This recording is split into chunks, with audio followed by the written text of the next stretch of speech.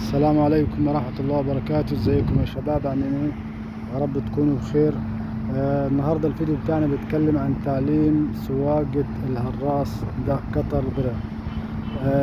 ان شاء الله عشان ما اطولش عليكم تابعوا معايا الشرح علشان تستفيدوا. والموضوع ابسط من ما تتخيل. الموضوع يعني انت بتشوف شكل الهراس كده وبتشوفه بتتهاب منه، لكن الموضوع اسهل من ما تتخيل والله. اول حاجه يا شباب ادي المفتاح بتاعه على الجنب، بتشغل من هنا اشتغل معاي كده الهراس. تمام كده يا شباب، شغلك كله بيبقى على العصايه دي، بتودي العصايه دي كده لقدام، بيمشي معاك كده الهراس لقدام. في النص كده ده الفرامل التموير، لورا بترجع معاك لورا. تمام كده يا شباب، يبقى احنا عرفنا ازاي دلوقتي الحركات كلهم في العصايه دي. لقدام كده بتزق العصايه دي كده لقدام، بيمشي معاك اهو لقدام. في النص كده الهراس بيوقف، لورا بيرجع معاك لورا. تمام كده يا شباب. هو المفروض في زرار هنا بس الزرار ده بايظ، الزرار بتاعه اهو بتاع الهراس اهو زي ما انت شايف كده.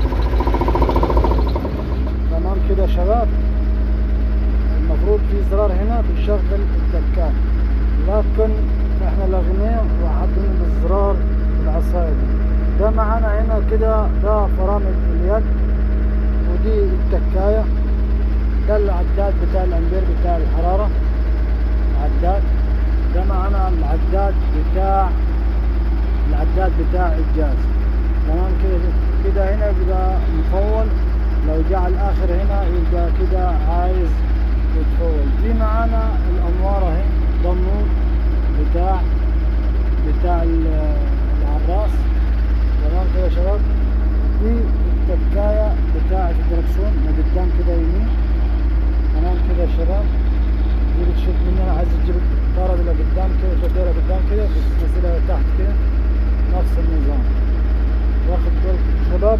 يعني الموضوع ابسط مما تتخيل، الموضوع سهل جدا. لو طفل صغير والله ممكن يشغل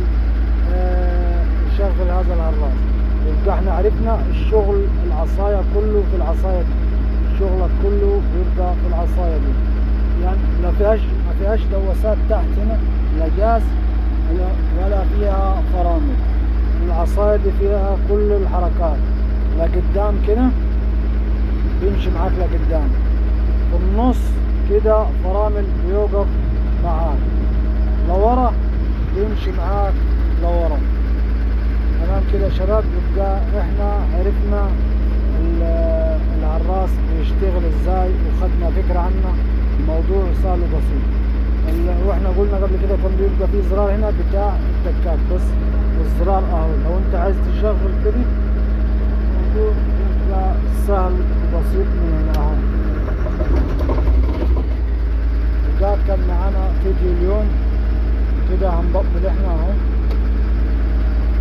ده كده كان معانا فيديو اليوم. لو عجبك الفيديو ما تنساش تعمل اعجاب، وما تنساش تشترك في القناة، وما تنساش تصلي على النبي في الكومنتات. والسلام عليكم ورحمة الله وبركاته.